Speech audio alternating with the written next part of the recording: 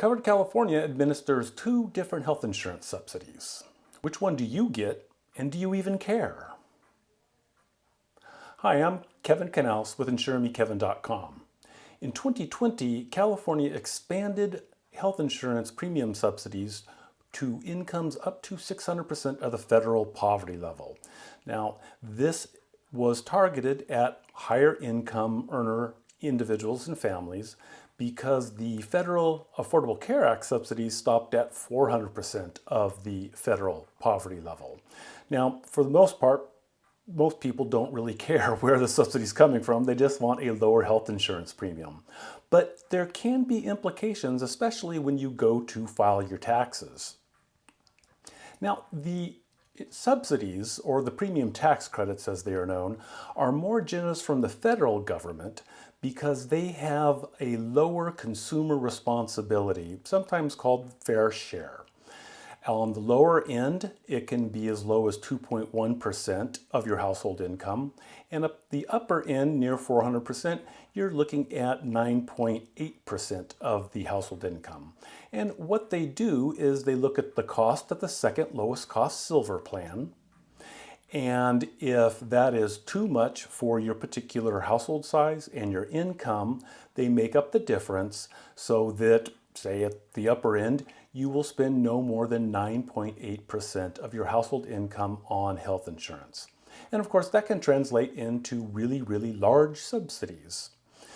Now, the 400% of the federal poverty level is really not very high in California because our wages are higher, cost of living is higher, and people in California knew this.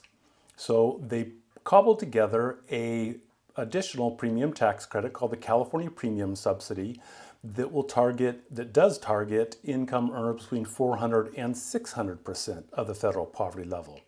Now, once you go over that 400% and there is no federal, the California Premium Subsidy can kick in, but that consumer responsibility or fair share is going to be between 14 and 18% of the household income. So it's higher, it's not as generous. Now, Covered California and the program does have subsidies below 400% down to 200% of the federal poverty level, but those are fairly small relative to the federal. But what all of this means, to a certain extent, is that when you go to do your taxes, you're going to have to reconcile with either the IRS or the Franchise Tax Board. And if you get both of the subsidies, you have to reconcile with both of those organizations. And the Franchise Tax Board, as of October, they haven't come out with all the different forms for us to look at. On the federal side, it is Form 8962. That's where you reconcile the federal ACA premium tax credits. Now, in this particular curve, you can see how the federal consumer responsibility arcs towards 9.8% as the income goes up, and then where the California Premium Subsidy kicks in up to 600% of the federal income level. And there is no federal subsidy to help families. Now, because the consumer responsibility is higher, there are people, especially in Southern California, where the health insurance rates are about 30% less expensive, that aren't eligible for any California premium subsidy. And this has been a little bit of an issue for me because when people call Covered California or an agent, they look at their income, oh, you're eligible for a subsidy. Not necessarily, because if the cost of the second lowest cost silver plan is below 18% in some situations, it's considered affordable for someone making 600% of the federal poverty level, and there is no subsidy to reduce its costs. In Northern California, I've seen more people, especially older adults, who are receiving a fairly generous subsidy from California to reduce that health insurance premium. But at the lower ranges, up to 400%, if you look closely at that Covered California enrollment and the enrollment dashboard, it will list if you're getting a federal subsidy and if you're getting a California Premium Subsidy. Now, both of these will be issued, the accounting for that will be sent to you in different forms that you will have to reconcile with the federal government.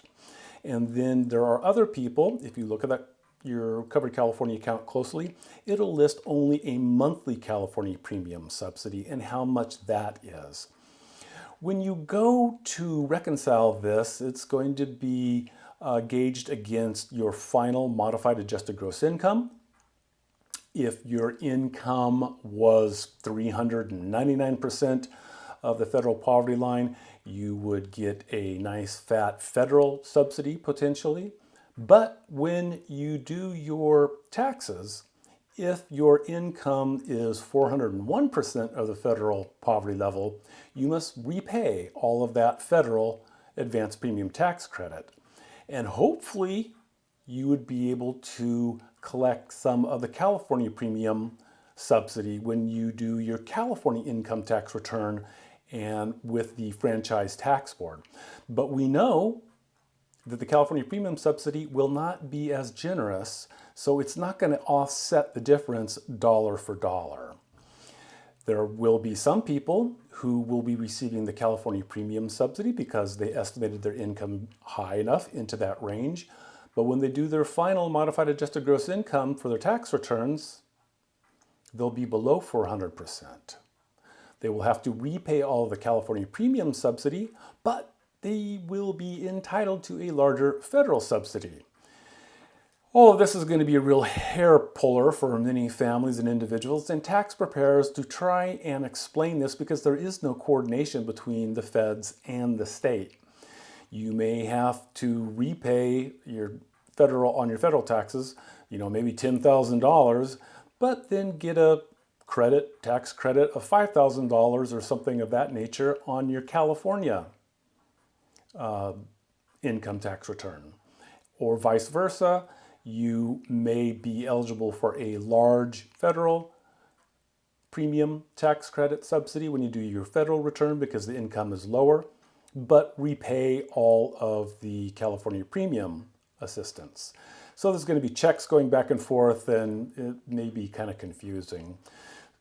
But it can be done, and for thousands and thousands of dollars that these subsidies represent, it's kind of a small irritation to have to go through to reduce these astronomically high health insurance premiums.